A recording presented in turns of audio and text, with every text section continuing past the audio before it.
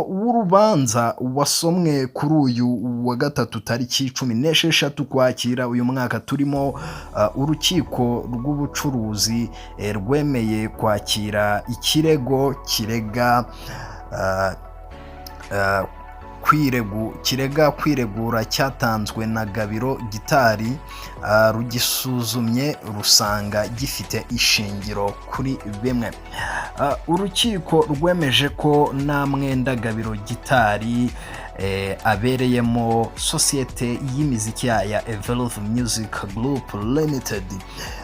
Urukiko rwategetse Evolve Music Group Limited kwishyura Gabiro Gitari igihombo cya avoka gihwanye n'ibihumbi 500 n'amafaranga yikurikirana rubanza ahwanye n'ibihumbi 100. Kuwa mbere Mutarama uyu mwaka wa 2024 nibwo sosiyete ya Evolve Music Group Limited yisunze umunyamategeko bari bandikiye Gabiro Gitari bamusaba kwishyura umwenda ungana na miliyoni 18 n'ibihumbi 850 by'amanyarwanda yose.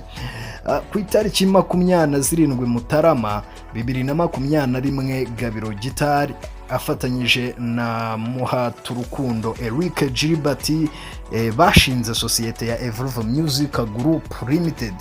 Buri wese yiyemeza gutanga imari shingiro ingana n'ibihumbi 500 kugira ngo buri wese ahabwe imigabane 50 muri iyi sosiyete.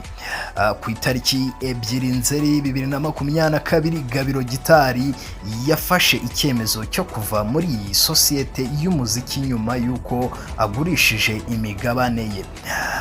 Evolve Music yavugaga ko kuva Gabiro yasezera atigeze yishyura